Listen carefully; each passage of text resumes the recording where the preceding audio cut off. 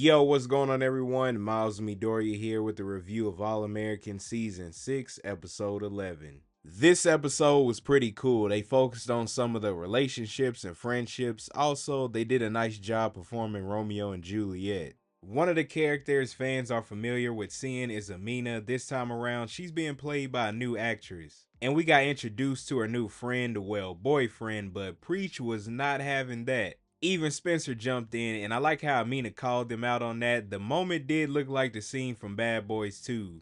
Also, it was funny seeing Preach react to Amina and her boyfriend, which is understandable. She's growing up, and he doesn't want to see her dating yet. One thing about Preach, he's gonna always be there for those around him, so that boy better not mess up with her. Going back to the beginning of the episode right quick, the group was supposed to go on a couples trip, but Jordan accidentally booked it for the next weekend. Which means Spencer volunteered them to help out with the Romeo and Juliet play. When they got there, things weren't that easy. There was a friend of Dion who was not holding back how mad he was at him, and they even had a fight.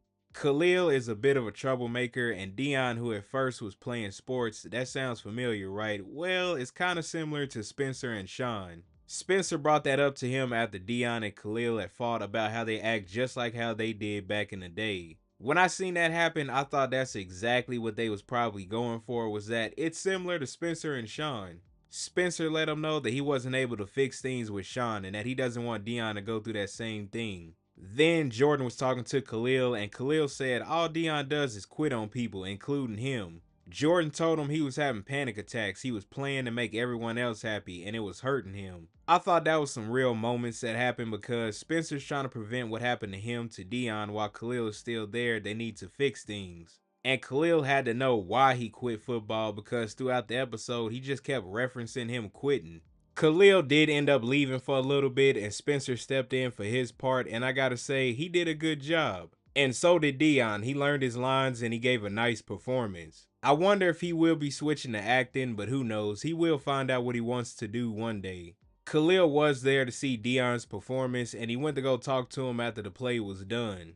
He told Dion he felt like he dropped him as a friend as soon as he started playing football, so when he quit the team, it was like he threw their friendship away for nothing. Dion apologized and he said he didn't mean to stop showing up for him, but for the longest of time, he didn't know how to show up for himself. That's how things should be handled. Talk. Don't let your pride get in the way of affecting your friendship. And shout out to Spencer and Jordan for having a talk with the both of them. I think that really helped out. Speaking of Jordan, him and Layla both got a message that the venue they wanted to have their wedding at has a date open for the next month. And of course, they both played it off like they didn't get the same message. I did find it funny though, later on when Layla and Amina had a talk about who they're dating, Amina sounded like she was 20 or 30 years old talking about she found her person. It's still too early for her to figure out if she found the right person or not. Since they was taking all day to try to talk to each other, Spencer and Olivia managed to get Jordan and Layla to start talking about the wedding. Jordan told her he didn't say anything because he didn't want to make it seem like he was pressuring her to get married. And Layla didn't say anything because she didn't want him to think she was spiraling. Which is understandable. He was thinking about what she was going through and wanted to take things slowly. And she was thinking about not worrying him that something was up with her. But Layla did agree to the wedding date, so it's official this time. I know we watched the episodes of them going back and forth, deciding that they were going to get married just for things to change now. We should have known this was going to happen since things will be changing next season from what's being talked about online, so that episode should be an interesting one. Laura in this episode went on her first date and she was nervous, and you already know Grace and Denise were there to help her out. They gave her some advice that she did overuse during her dates, and she ended up texting them and they popped up. Her date had left for a little while and she had a talk with them. Denise told her that she doesn't have to put pressure on herself to be perfect and just be herself. Grace told her Denise is right and she knows it's scary, but she deserves to move on and start this new journey in her life. Also, no one's expecting her to get engaged by the end of the night. Laura thanked them, and after a while, her and her date did start to get along. Laura is a good person. Whoever she goes out with, if they don't see that, then that's on them.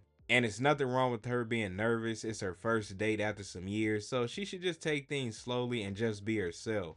And shout out to Grace and Denise for giving her some words of encouragement.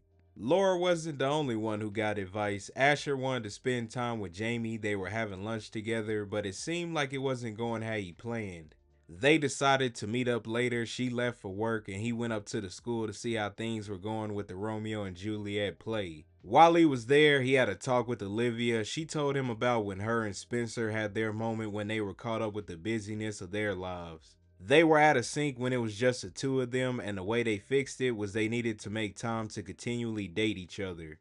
So she told him don't let their relationship only just be about them being AJ's parents. That was solid advice from Olivia. It's new to them having a baby, so trying to balance the relationship part when it's just the two of them is gonna take time. But as long as they are working on it, they'll be good.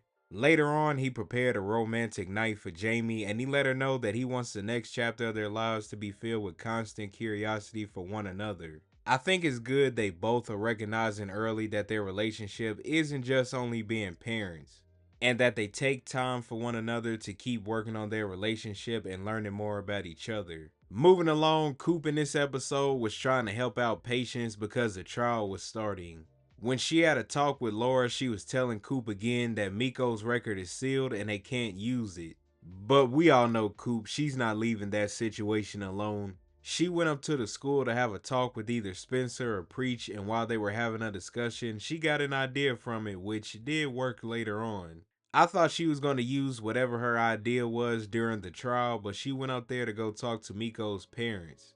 She told them they may have had Jalissa sign an NDA, but they didn't have her ex-boyfriend sign one, and that he would be able to talk about what happened. So later on, it was revealed that Miko had signed a plea deal. Patience had wondered what Coop had did because she was told about Miko and the plea deal. Coop let her know what had happened and that the guy that she had there wasn't Jalissa's ex-boyfriend. He was a delivery driver that she had paid to be there. That was a wild and smart move by Coop, so Patience is in the clear. Coop didn't do anything that could affect her being a lawyer in the future, so they can just focus on moving forward. I gotta add this in real quick. At the end of the episode, Spencer started performing a part from Romeo and Juliet, and he did a great job performing the lines. We even got to hear Daniel's British accent, and I think they did a good job ending the episode with that performance. Overall, it was a nice episode, a change up here and there from just seeing the main characters, but new characters as well, and seeing how everyone was able to work out the different situations they had going on. But I am interested to hear y'all thoughts on the episode. Comment below, what did you all think about the episode?